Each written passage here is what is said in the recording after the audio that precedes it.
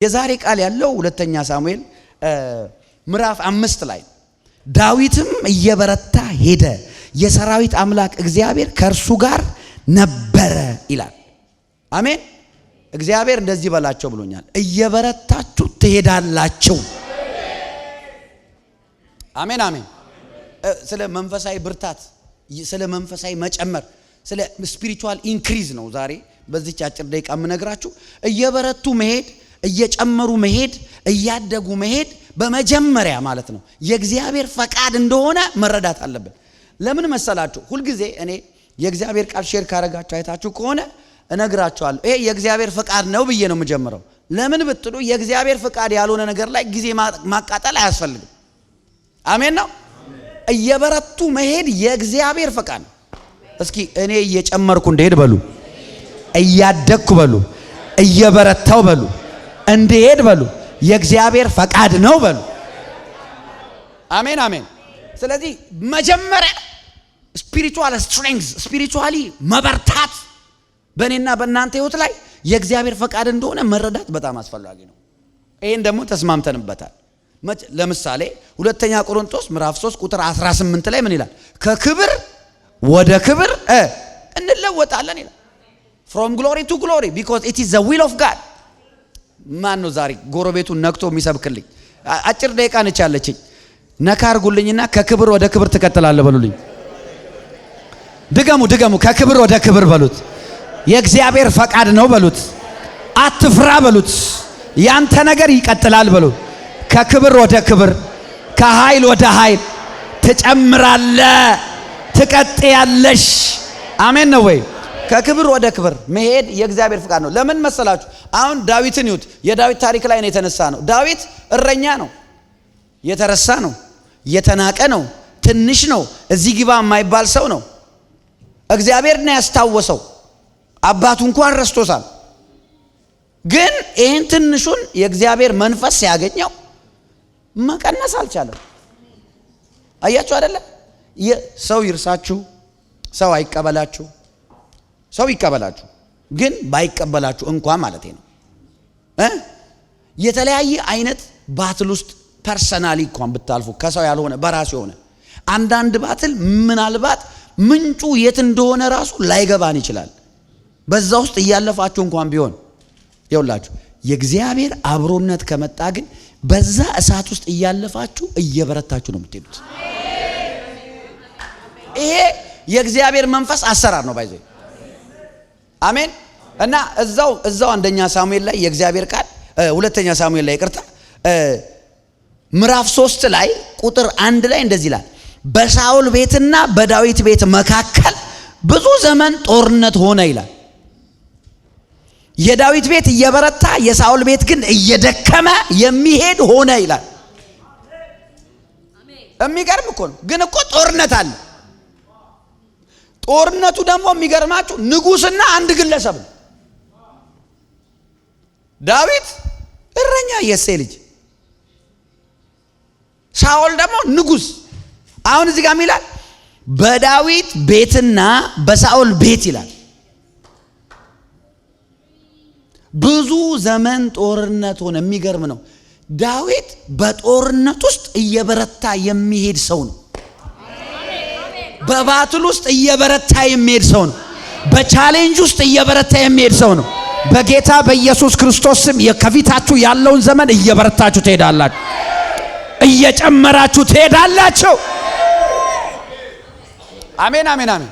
it's amazing በጣም ሲሪየስ የሆነ ቃል ነው። ቃል በጣም ሳይ እንዴ በጦርነት ማል ብርታት አለ።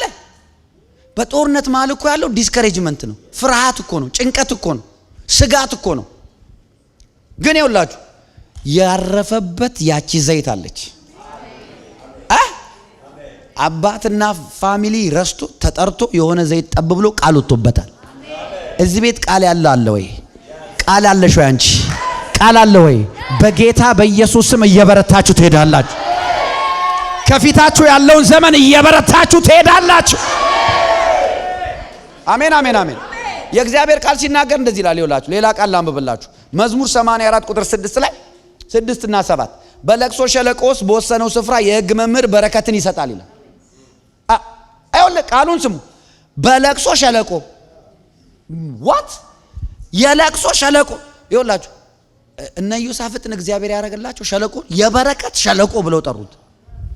ይወላችሁ አንዳንድ ጊዜ ሸለቋችሁን ቫሊያችሁን አትጥሉት። እግዚአብሔር ይወል በረከት ያደርገዋል። አረ አሜን በሉ። አሜን ነው ወይ? ይወላችሁ አሁን እኛ ትንሳኤ ስናወራ ፈውስ ስናወራ ተአምራት ስናወራ ይወል አንድ ተአምራት ለመሆን የሆነ ችግር መኖር አለበት። ትንሳኤ ስለ ትንሳኤ ለማውራት ሞት መኖር አለበት። ፈውስ ምናምን ተአምራት ለማለት በሽታ መኖር አለበት። ኃይል ለማለት ይወል ኤክሰርሳይዝ የምታረግበት ሌላ አካል ኃይልህን ማለት ነው መኖር አለበት። ስለዚህ ይወላችሁ ዝም ብሎ ለቅሷችሁን አንዳንድ ጊዜ ቻሌንጅ አንዳንድ ጊዜ እሳት ሲመጣ እግዚአብሔር ራሱን ሊገልጥበት ነው። ባለፈው ሳምንት እዛ ይላችሁ የፈርዖንን ልቡን አውቄ ያደነድነዋለሁ አለ እግዚአብሔር። ለምን? ክብሬን ልገልጥ ፈልጋለሁ።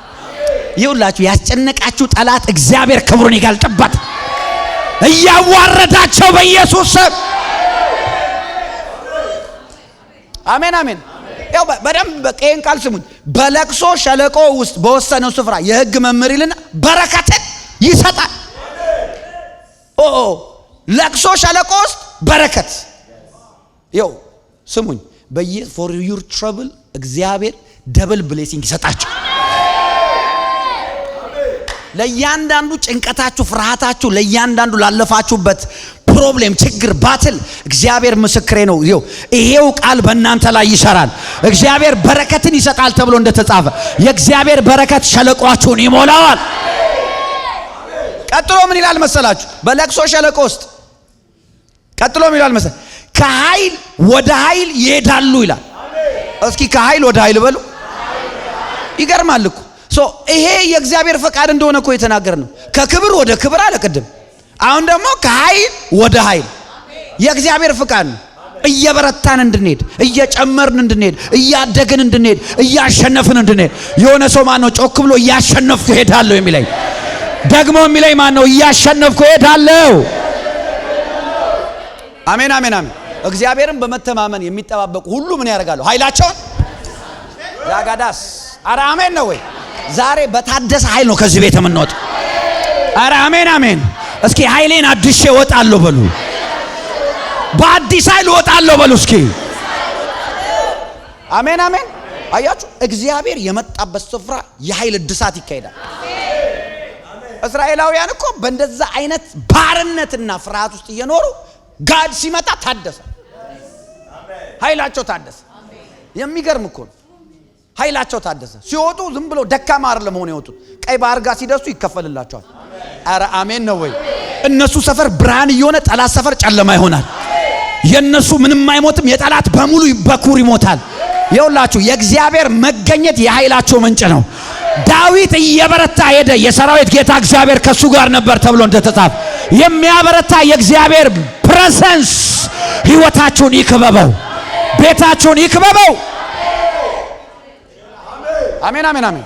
ኢየሱስ ጌታ ነው። አሜን። መጽሐፍ እኮ በጣም እኮ ነው የሚገርመው። ባይዘው ይኸውላችሁ መጽሐፍ በአእምሮ መታደስ ተለወጡ እንጂ ይህንን ዓለም አትምሰሉ ይላል አይደል? ኤፌሶን ላይ ደግሞ በአእምሮአችሁ መንፈስ ታደሱ ይላል። ከእንደገና ሌላ ስፍራ ጳውሎስ የጻፈልን ምንድነው? ፊልጵስዩስ ላይ ደግሞ ምን ይላል? በክርስቶስ ኢየሱስ የነበረ አስተሳሰብ በእናንተ ዘንድ ይኑር ይላል። እና መጽሐፍ ቅዱስ ስለ ማይንድ በጣም ነው ኢንፈሳይዝ አድርጎ የሚናገረው። እንደውም ሌላ ስፍራ ላይ ቆሮንቶስ መጽሐፍ ላይ ነው ምን ይላል? የክርስቶስ አእምሮ አለን ይላል። we have the mind of Christ ይላል። እና ማይንድን በደንብ ማጥናት ጀመርኩኝ። ከዚህ በፊት ነው እግዚአብሔር ለምታይሜጎ የገለጠልኝ። እና ጌታ ምን ብሎኝ መሰላችሁ? አሁን እቺ ነበር እያስተማርኳቸው። እኔ እግዚአብሔር የተናገረኝን ነው ብዙ ጊዜ የሰራልኝን ነው መስጠት የምፈልገው። ይኸውልህ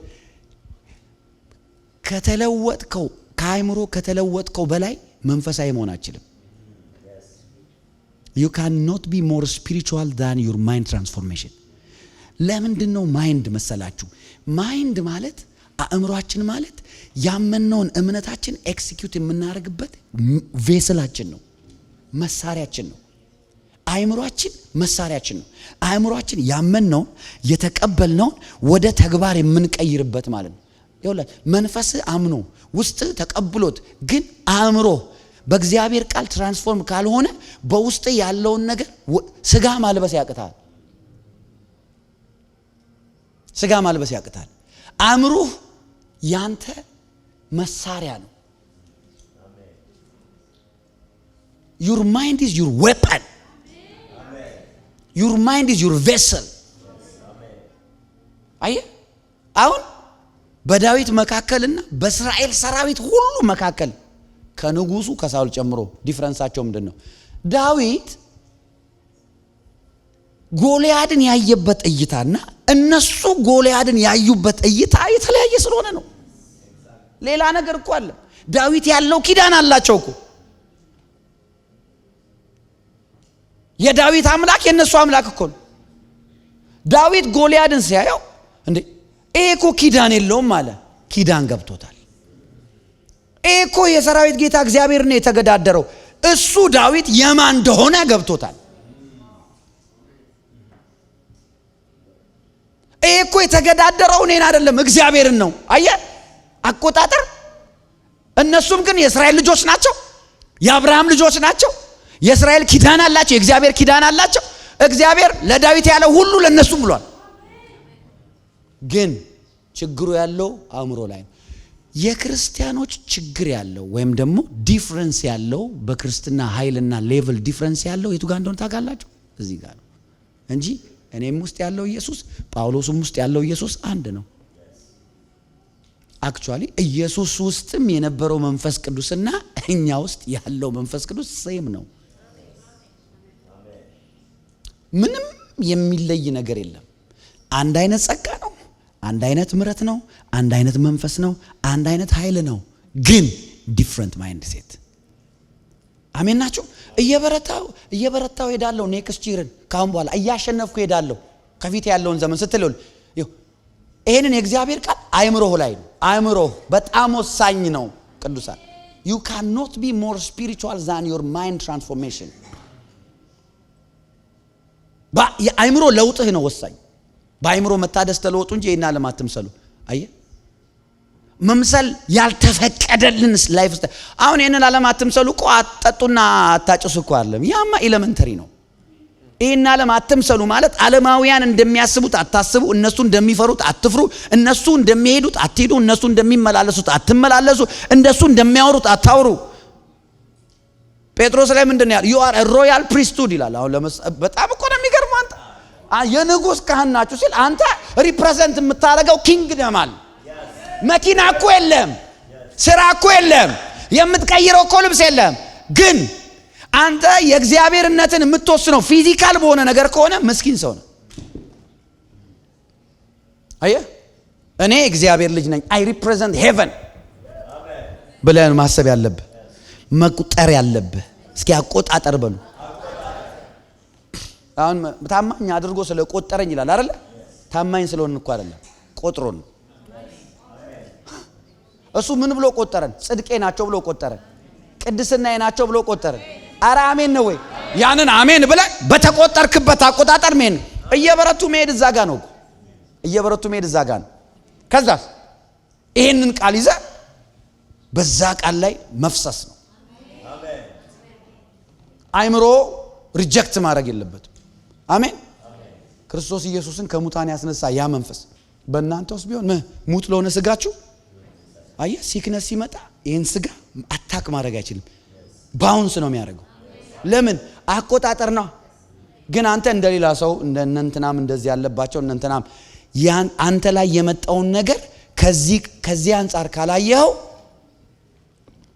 አይሆንም። ከዚህ አንፃር ነው ማየት ያለብህ። ዳዊት እየበረታ ሄደ። ዳዊት ለምን እየበረታ ሄደ? የዳዊት ጦር ስለሚበልጥ ነው ከሳውል ነው አይደለም። ዳዊት እየበረታ ሄደ። አቆጣጠሩ ነው፣ አቀባበሉ ነው፣ አስተሳሰቡ ነው፣ አይምሮ ነው። ከመንፈስ ባለፈ ማለት ነው። ይኸውላችሁ አእምሮ ማይንዳችን ማለት ነው። ልክ ሁለት አገሮች ውጊያ ሲያደርጉ መቆጣጠር የሚፈልጉት አለ አይደል? ኮንከር ማድረግ የሚፈልጉት ግራውንድ አለ። የሁለት አገሮች ውጊያ አለ። ልክ የኛ ማይንድ ማለት ነው ኢስ አ ባትል ፊልድ። ሰይጣንም ይፈልገዋል፣ እግዚአብሔርም ይፈልገዋል። ኢቭን ጳውሎስ ምን አለ መሰላችሁ? እባብ በተንኮሉ ሔዋን እንዳሳታት ሐሳባችሁ ተበላሽቶ። ሐሳብ የት ነው ያለው? አእምሮ ውስጥ እኮ ነው። አየ ሰይጣን የሚፈልገው ምን እንደው ታውቃለህ? ሐሳብን ነው፣ ማይንድን ማለት ነው። ለምን ማይንድ ላይ መርዙን ካስቀመጠ እንደፈለገ ማኒፑሌት ያደርጋል። ድላችን ያለው ኦልሬዲ ያለቀ ነገር ውስጥ ነው እየኖርን ያለ ነው። ያለቀ ነገር ውስጥ የተሸነፈ ጠላት ነው እያሸነፍን የምንሄደው። እውነቴን ነው የምላችሁ። በአዲስ ኪዳን ሰይጣን አልተሸነፈም እንዴ? ተሸንፏል። ኃጢአት ተሸንፏል። ሲኦል ተሸንፏል። ሞት ተሸንፏል። ሞት ሆይ መውጊያ ይወጣል። ሲኦል ሆይ ድል የታል? አንተን ሊያሸንፍ የሚችል በምድር ላይ ኃይል የለም። እኔ እኮ በጣም እኮ ነው የሚገርም። አንድ ሰው ውስጥ እኔ ውስጥ በዓለም ካለው ይልቅ በእናንተ ውስጥ ያለው እኔ ውስጥ ያለው ይሄ ይኸውልህ ዝም ብሎ ከምንሰማው ቃል ባለፈ አእምሯችን ፕሮሰስ አድርጎት ሜዲቴት አድርጎት ወደ ፍሬ መገለጥ አለበት። ምስጉን ነው ይላል አይደል? he meditates on the word day and night። ከዛ በኋላ በወንዝ ዳር እንደተተከለች ፍሬዋም እንደማታቋርጥ ቅጠሏ እንደማይረግፍ ዛፍ ይሆናል። ለምን? ሜዲቴሽን ያለው አእምሮ ላይ ነው። በሕይወት ዘመን ሁሉ የሚቋቋም ማንም የለም። ይህንን ህዝብ ምድር ታወርሳለህ። ሙሴ የሰጠን የሕግ መጽሐፍ ከአፍ አይለይ፣ ቀንና ማታ አሰላስለው። ሜዲቴት ኦን the word day and night። meditation changes the way you think. meditation changes the way you speak. meditation changes the way you see things. meditation changes you. አሜን ነው ወይ? ሜዲቴት ማድረግ ምን ማለት ነው? do not let this word depart from your mouth ነው የሚለው አይደል? ኢያሱ ምዕራፍ 1 ላይ ይሄ የሕግ ቃል ከአፍ አይለይ። አያችሁ? ስፒክ ኢት ኦቨር ኤንድ ኦቨር። ሜዲቴሽን አይነ ጨፍኖ መቀመጥ አይደለም። ሜዲቴሽን is saying God's word over and over, saying it repeatedly፣ ደጋግሞ መናገር ነው። አሜን። ከዛ ይወላችሁ ድል ቀላል ነው። ለምን? ካፋችን የሚወጣው ቃል ሰይፍ ሆኖ ነው የሚወጣው። ከዛ በኋላ የሚቆርጥ ይሆናል፣ የሚመታ ይሆናል፣ የሚያሸንፍ ይሆናል። ከዚህ ቀን በኋላ በኢየሱስ ክርስቶስም ጠላት የማይችለው ምላስ እግዚአብሔር ገጠመላችሁ። ወደረኞቻችሁ የማይቋቋሙት አንደበት ዛሬ ኢየሱስ ሰጣችሁ። አሜን በሉ በኢየሱስ። አሜን አሜን አሜን አሜን። ይኸውላችሁ እየበረታ ሄደ። የዳዊት በጣም ነው የሚገርመኝ። ዳዊት ይገርማል። በጌታ ላንብብላችሁ ይሄን ቃል 5ኛው ምዕራፍ 2ኛ ሳሙኤል ላይ ከኔ ጋር ናችሁ? 2ኛ ሳሙኤል ምዕራፍ 5 ላይ ይሄን ቃል በጣም ነው የምወደው። ከቁጥር 1 ጀምሮ እናንብቡ። የእስራኤል ነገድ ሁሉ ወደ ኬብሮን ወደ ዳዊት መጥተው እነሆ እኛ የአጥንት ፍላጭ የሥጋ ቁራጭ ነን አሉት። አሁን ስሙኝ፣ ሰማችሁኝ አይደል? እስራኤላውያን ሁሉ መጥተው ሰሚት አደረጉለት። ኃይል እየጨመረ ሲሄድ አንተን ይፈልጋል ሰው። ይኸውላችሁ በጌታ ተመልከቱኝ። እኔ ይሁን ደካማን ሰው የሚፈልግ እግዚአብሔር ብቻ። ሰማችሁኝ? ወይም ደግሞ እግዚአብሔር ልብ የሰጣቸው ሰዎች አሉ፣ ደካማን የመርዳት ጸጋ የተሰጣቸው። አሜን ነው። ይኸውላችሁ ጠላት ራሱ የሚመቸው ደካማ ሆነ ሲያገኝ ነው። ዳዊት ትናንትና ወንድሞቹ አንተ ክፉ ብለው የሰደቡትና ያባረሩት ዛሬ እስራኤላውያን እኛ ማለት አሉት የአጥንት ፍላጭ ነን፣ በቃ ካንተ ነው የወጣ ነው እያሉት እኮ ነው። ልጆችህ ነን እያሉት ነው። ሰሚት አረግንልህ እያሉት ነው። ከዛ ቀጥሎ ምን ይላል? አስቀድሞ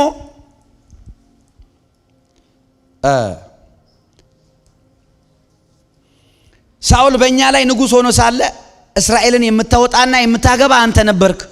እግዚአብሔርም አንተ ሕዝቤ እስራኤልን ትጠብቃለህ፣ በእስራኤል ላይ አለቃ ትሆናለህ ብሎ ነበር አሉት።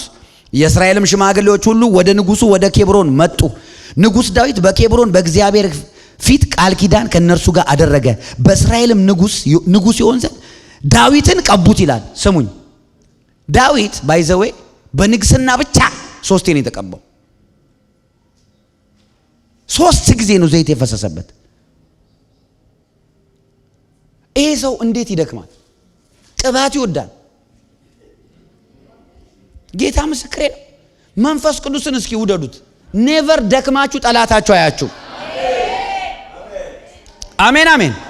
ከዛስ ዳዊትም መንገስ በጀመረ ጊዜ የ30 ዓመት ልጅ ነበር። ወይኔ ወይኔ ወይኔ ወይኔ! በ30 ዓመቱ አያችሁ። ኢየሱስ በ30 ዓመት አገልግሎት ጀመረ። ዮሴፍ እንደዛ እዩ። በኬብሮን በይሁዳ ላይ 7 ዓመት እስከ 6 ወር ነገሰ። በኢየሩሳሌም በእስራኤል ሁሉና በይሁዳ ላይ 33 ዓመት ነገሰ ይላል። ቁጥር 6 ንጉሱና ሰዎቹ በአገሩ ውስጥ ከተቀመጡት ከኢያቡሳውያን ጋር ለመዋጋት ወደ ኢየሩሳሌም ሄዱ። እነርሱም ዳዊት ወደዚህ ሊገባ አይችልም ብለው አስበው ነበርና ዳዊትን ዕውሮችና አንካሶች ካላወጣህ በቀር ወደዚህ አትገባም አሉት። ነገር ግን ዳዊትን በአምባይቱ ጽዮን ያዘ፣ እርሷንም የዳዊት ከተማ ናት። በዚያ ቀን ዳዊት ኢያቡሳውያንን የሚመታ በውሃ መሄጃው ይውጣ፣ የዳዊትም ነፍስ የምጠላቸውን ዕውሮችና አንካሶች ያውጣ አለ። ስለዚህም በምሳሌ ዕውርና አንካሳ ወደ ቤት አይግባ ተባለ። ዳዊትም በአምባይቱ ውስጥ ተቀመጠ፣ የዳዊት ከተማ ብሎ ጠራት። ይኸው ስሙ፣ የአገር ስም ይቀይራል በስሙ። ይሄ የኃይሉን መጠን ነው የሚያሳየው። የኃይሉን መጠን ይሄድና ይሄ ካሁን በኋላ የዳዊት ከተማ ነው የሚባለው። ካን ኢማጂን ነው። አሜን ነው። እኛ እኮ አገር ራሱ እንደዛ የሆኑ አሉ ታውቃላችኋል። ታክሲ ሲጠራበት የነበር ትዝ ይላችኋል። ያን ፓስተር ዴቭ ቸርች ትዝ ይላችኋል። መካኒሳ አንዳንድ ቅባት አለ አገሩን ይገዛዋል። እንደዛ እኮ ነው የዳዊት ከተማ።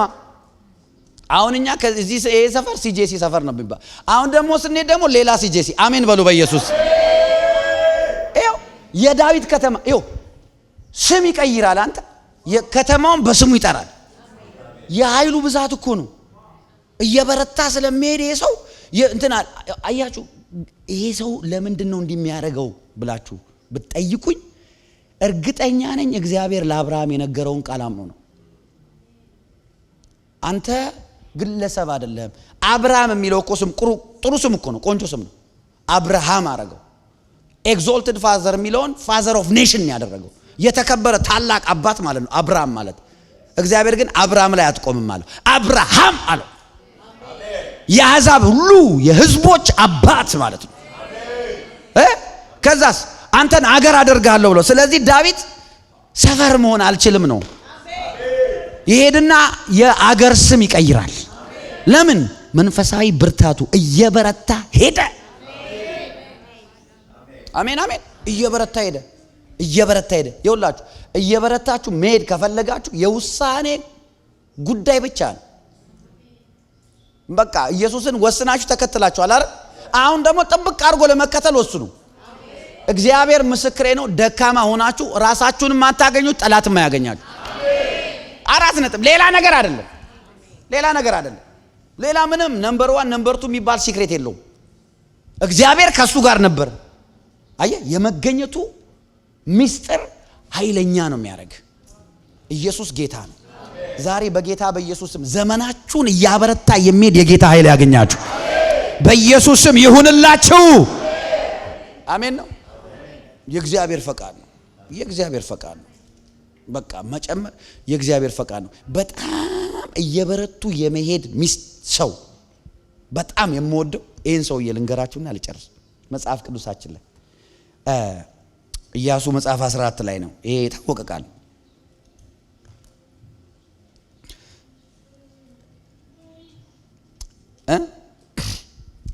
ከቁጥር 6 ጀምሮ 14ኛው ምዕራፍ የይሁዳ ልጆች በጌልጌላ ወደ ኢያሱ ቀረቡ። ቄኔዛዊም የዮፎኒ ልጅ ካሌብ አለው። ካሌብ ትዝ ይበላችሁ። ካሌብና ኢያሱ ትዝ ይሏቸዋል አይደል? አሁን ይሄ ኢያሱ የእስራኤል ሊደር ሆኗል። ካሌብ ደግሞ ከአባቶች አንዱ ነው። አምን አለው። ካሌብ መጣና ለአምላክህ ሰው አለው። ለአምላክህ ሰው ለሙሴ ስለ እኔና ስለ አንተ እግዚአብሔር በቃዴስ በርኔ የተናገረውን ነገር ታውቃለህ። አብረን ነበርን ነው። የእግዚአብሔር ባሪያ ሙሴ ምድርን እሰልል ዘንድ ከቃዴስ በርኔ በላከኝ ጊዜ እኔ የ40 ዓመት ሰው ነበርኩ። እኔም በልቤ የነበረውን ቃል መለስኩለት። ከኔ ጋር የወጡ ወንድሞቼ ግን የሕዝቡን ልብ አቀለጡ። እኔ ግን አምላኬን እግዚአብሔርን ፈጽሜ ተከተልኩ። ኦኬ፣ እዚህ ጋር ቁሙልኝ በጌታ እዩኝ እስኪ። ጌታን መከተል በሉ። በጣም ጥሩ ነው፣ ግን ከዚህ የሚበልጥ ነገር አለ። ጌታን ፈጽሞ መከተል የሚባል ነገር አለ። አያ to follow God and to follow God fully ሙሉ ለሙሉ undivided attention ማለት ነው። ኢየሱስ እኮ ጌታ አሜን ፈጽሜ አለ እና መጥቶ ራሱ ኢያሱ ጋር የሚጠይቀው ጥያቄውን በቃ እኔ ገና ነኝ። ያኔ 40 ዓመቴ ነበረ፣ አሁን 80 ዓመቴ ነው እና ልክ 40 ዓመት እንደነበርኩ ትዝ ይላል። አብረን ነበር ያኔ ሄድ ነው አይደል? አዎ ልክ እንደዛ ነው የሚሰማኝ። ስለዚህ ይሄን ተራራ አስተኛል። አየህ፣ የበረታ መሄድ ማለት ይሄ ነው። የመንፈስ ሰው ይሄ ካሌብ ማን እንደ እግዚአብሔር ምን እንዳለው ታውቃላችሁ? ባሪያዬ ካሌብ ልዩ መንፈስ ስላለው ልዩ መንፈስ። አሜን አሜን። በኢየሱስ ክርስቶስ ስም ስልጣን ትወርሳላችሁ፣ ከፍታችሁን ትይዛላችሁ። አሜን አሜን አሜን። ያ እየበረቱ የሚሄድ አሁን ይኸውልህ እኔ ያኔ 40 ዓመቴ ነበር፣ አሁን 80 ዓመት ሆኖኛል። እግዚአብሔር አምላኬን ፈጽሜ ተከተልኩ። ሙሴ በዚያ ቀን አምላኬን እግዚአብሔርን ፈጽመ ተከትለሃልና እግር የረገጠው ምድር ላንተና ለልጆች ለዘላለም ርስት አድርጌ እሰጣለሁ ብሎ ማለ። አሁንም እነሆ እግዚአብሔር ለሙሴ ይህን ቃል ከተናገረ በኋላ እስራኤል በምድረ በዳ ሲዞሩ እርሱ እንደተናገረኝ እግዚአብሔር እነዚህን 45 ዓመታት በሕይወት አኖረኝ። አሁንም እነሆ እኔ ዛሬ 85 ዓመት ሆነኝ። ሙሴም በላከኝ ጊዜ እንዲህ ነበርኩ፣ ዛሬም ጉልበታም ነኝ። አሁን ያውላችሁ ጮክ በሉና ኮስተር ብላችሁ ዛሬም ጉልበታም ነኝ በሉ። ይደገም በሉ። ዛሬም ጉልበታም ነኝ። ተናገራውንም ዛሬም ጉልበታም ነኝ። ጉልበቴ አይቀንስም በል። ጉልበት ሲቀንስ ነው ጠላት የሚፈነጨው። ጌታ ምስክሬ ነው። የማንፈልገው አታክ ውስጥ የምንገባው ጉልበት ሲቀንስ ነው። መንፈሳዊ ጉልበት ማለት ይኸውላችሁ አሁን ለምሳሌ ዮሐንስ መጥምቁ ሲነሳ በኤልያስ መንፈስና ኃይል በኤልያስ መንፈስና ከጌታ ፊት የወጣው በኤልያስ መንፈስና ኃይል። ለምን ብትሉ ኤልያስን አይታችሁታል? እግዚአብሔር ሚጠላና ማያከብር ነገር ሲያ እሳት ነው የሚጠራው። አይ ይኸው በኤልያስ መንፈስና ኃይል መውጣት ማለት ቡልዶዘር መሆን። ምን የሚል ቃል ነው እዚህ ወጣው? ተራራው ዝቅ ይበል፣ ኮረብታ የሆነው ከፍ ይበል፣ ስርጓጉጡ ደግሞ ሜዳ ይሁን። ሰው ሁሉ የእግዚአብሔርን ክብር ይይ። ማን ነው የእግዚአብሔር ክብር? ኢየሱስ። ያንን ቃል ይዞ ነው የወጣው ዮሐንስ። አሜን አሜን አሜን። ታዲያ እንደዚህ አይነትን ክብር ለመግለጥ በሰው መሃል ምን አይነት አኖይንቲንግ ነው የሚያስፈልገው? የኤላይጃ ካይንድ ኦፍ አኖይንቲንግ። አረ አሜን ነው ወይ? ይኸውላችሁ በጣም አይታችሁ ከሆነ ዮሐንስ እናንተ የእፉኝት ልጆች ይላል፣ እናንተ ክፉዎች ንስሐ ግቡ አለበዛ ትሞታላችሁ። ንጉሥ ይፈራው ነበረ፣ ግን ጥሩ ልብስ እንኳን ለብሶ አያውቅም። አቤት ቅባት! የሚኖረው ምድረ በዳ ነው፣ የሚበላው አንበጣ የበረሃ ማር ነው። ጸጉሩን አይላጭም፣ የግመል ጠፍር ነው የሚለብሰው፣ ቆዳ ነው የሚለብሰው። ግን ቤተ መንግስት ድምፁ ይሰማል። የሆነ ሰው እኮ እኔ ይታየኛል እዚህ ቤት ውስጥ እንዲህ አይነት ክብር እግዚአብሔር የሚገልጥበት ሰው የሚያምን ሰው ካለ እኔ ነኝ ብሎ አሜን ይበለኝ። አረ አሜን። ኢየሱስ ጌታ ነው። አሜን። አያችሁ 85 ዓመቴ ነው፣ እኔ ገና ነኝ። እኛ እኮ በ80 ዓመት እኮ 70 ዓመት ሳይሞላ እኮ ማን ነው የሚባለው ቤት ነው የምንገባው? ምንድን ነበር ሀውሱ? ነርሲንግ ሆም እንደዚህ ብሎ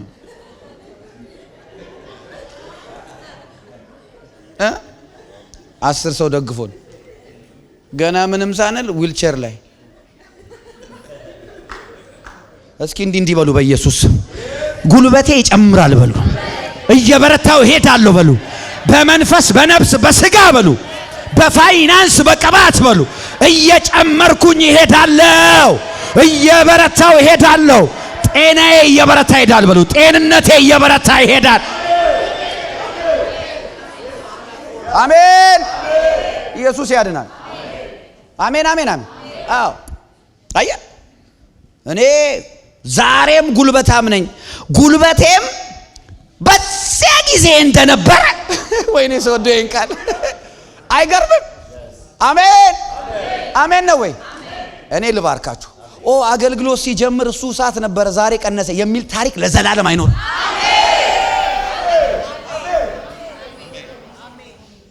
በጣም የጸሎት ሴት ነበረች ዛሬ አይ ዶንት ኖ ምን እንደሆነ ኖ you will never have a better yesterday። አሜን በኢየሱስ ክርስቶስ። አሜን አሜን አሜን። ነገ በከበረ ማንነት ትገለጣላችሁ። ነገ በገባድ ቅባት ትገለጣላችሁ። አሜን ያለ ሰው አዲስ ቅባት ያገኘው፣ አዲስ ጉልበት ይሆንለት፣ አዲስ ኃይል ይሆንለት። ኧረ አሜን ነው ወይ? ኢየሱስ ጌታ ነው። ኢየሱስ ጌታ ነው። አሜን አሜን አሜን። ያኔ በ40 ዓመቴ እንደነበርኩ እንደዚሁ አለ። ማይ ጋድ ዛሬም አንተ እየበረቱ መሄድ ማለት ነው። እኮ የማይዋሽ እግዚአብሔር ቃል ነው። አንተ ኧረ አሜን አሜን። እኔ ይታየኛል በከባድ የእግዚአብሔር እሳት ስትነኩ 2026 ላይ አስደናቂ ነገር በእናንተ ሲሆን ይታየኛል። መንፈስ ቅዱስ ሲያበረታችሁ ይታየኛል። እግዚአብሔር ሲሰራባችሁ ይታየኛል። በኢየሱስ ስም አሜን አሜን። ጉልበቴም በዚያ ጊዜ እንደነበረ እንዲሁ አለና ይኸው ዛሬ ለመዋጋት፣ ለመውጣት፣ ለመግባት ጉልበቴ ያው ነው። ለመዋጋት፣ ለመግባት፣ ለመውጣት ጉልበቴ ያው ነው። መቀነስ የሚባል ነገር አይሰራብኝም ማለት ነው። አረ አሜን። ይኸው ከዛ እንደዚህ አለ። አሁን እንግዲህ በዚያ ቀን እግዚአብሔር የተናገረውን ይህን ተራራማ አገር ስጠኝ። አንተ 80 ዓመት ሆኖት የሸመገለ ሰው ሌላ ተራራ እንዴ? ተራራ እኮ ባይዘው ይኸውላችሁ በውጊያ ማለት ነው። እኔ ሚሊተሪ ውስጥ በደንብ ነበርኩኝ። ተራራም ቦታ ካንከር ማለት ከባድ ነው። ጠላት ከላይ ነው የሚቀውረን። ጥሩ ምሽግ ነው ተራራ በራሱ። እሱስ 80 ዓመቱ እኮ ነው። እንደውም እንደ ድሮ ነው የምዋጋዋል። ፍርሃት የሚባል የለም። ጉልበቴ ደግሞ አልቀነሰም ማለት። ስለዚህ ተራራውን ነው የምፈልገው። አሁን ይሄ ተራራ ዝም ብሎ ተራራ እንዳይመስላችሁ፣ ስፒሪቹዋል ሃይት ነው። መንፈሳዊ ከፍታ ነው። አረ አሜን አሜን። ኢየሱስ እንኳን ኖርማል ሆነ ብሎ ተራራ ላይ እየሄደ ይጸልይ ነበር። በጌታ በኢየሱስ ክርስቶስ ስም ስልጣን አንድ ሰው አሜን የሚለኝ 2026 ተራራን ትይዛለህ። 2026 መንፈሳዊ ከፍታን ትይዛላችሁ። ፋይናንሻል ከፍታን ትይዛላችሁ። በትዳር ከፍታችሁን ትይዛላችሁ። በቢዝነስ ከፍታችሁን ትይዛላችሁ። በፋይናንስ ከፍታችሁን ትይዛላችሁ። በቅባት ከፍታችሁን ትይዛላችሁ። አሜን። ኢየሱስ ያድናል። ኢየሱስ ያድናል። አሜን አሜን። ተራራ ስጠኛል። አየህ እየበረታ መሄድ ማለት ከየት ጋር ነው ያልኳችሁ? እግዚአብሔር አይለወጥማ። እግዚአብሔር አይለወጥማ። ቃሉ አይለወጥማ፣ አይሻሻልማ። ይሄንኑ ቃል ከያዝክ ይሄ ቃል የሚሰራው በአንተ ስጋ ችሎታ አይደለም። አረ አሜን ነው ወይ? 30 ዓመት 40 ዓመት ሆነ እንደ ትናንትና አይደለም በሚላል ይሄ ቃል የሚሰራው ስታምነው ነው። የ80 ዓመት ሽማግሌ እኔ 40 ዓመቴ ነው አለ። ከፍታውን ስጠኛል።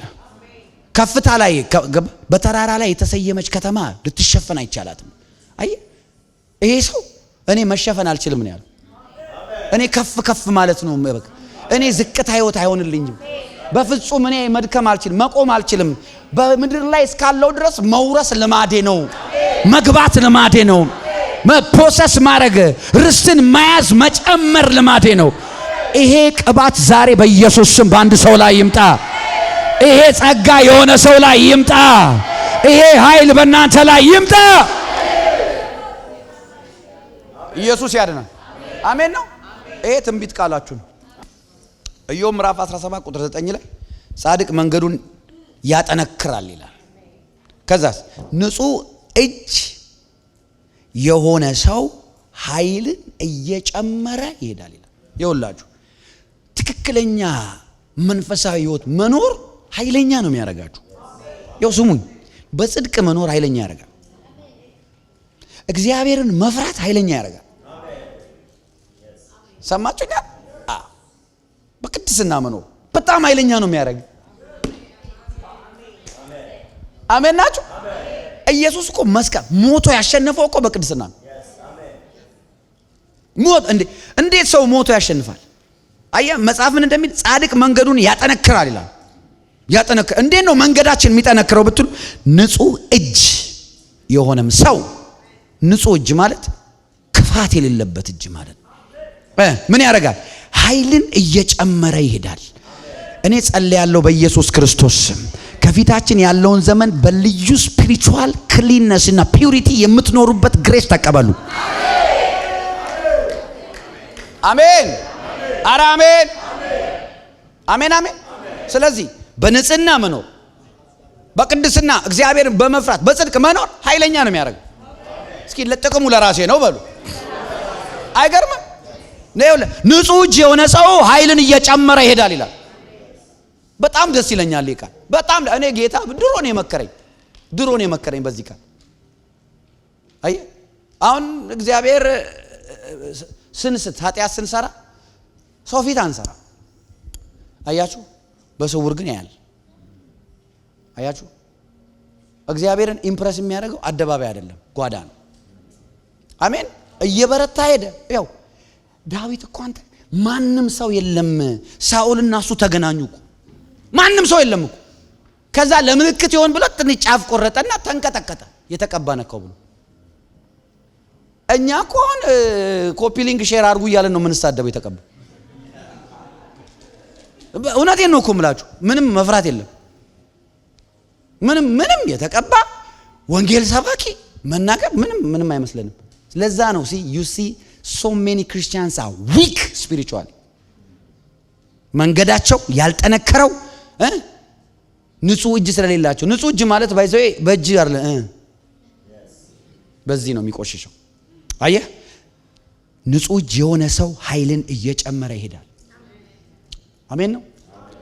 እኔ ብዙ ጊዜ ምን እላችኋለሁ፣ የሰው ነገር አይነካም።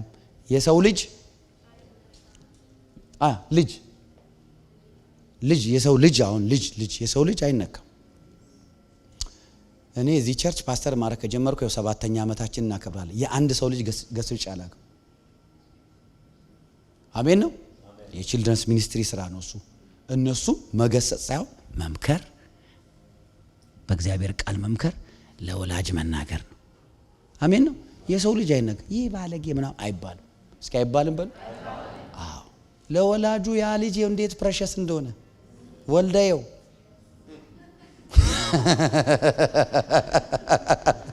አሜን ነው። አዎ ወልደየው። አሜን። የሰው ገንዘብ አይነካም። የሰው ብር አይነካም። አሜን። የሰው ስራ አይነካም። የሰው ቢዝነስ፣ የሰው ኢንቨስትመንት፣ የሰው አገልግሎት አይነካም። ነውር ነው። አሜን ነው።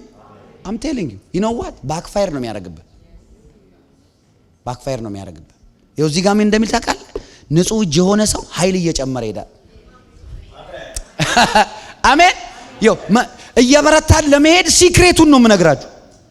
ከዛ አይነት ሜስ ውስጥ ወጥቶ ኢዮብ ከድሮ የበለጠ ባለጠጋ የሆነበት ሲክሬት ይሄ ነው።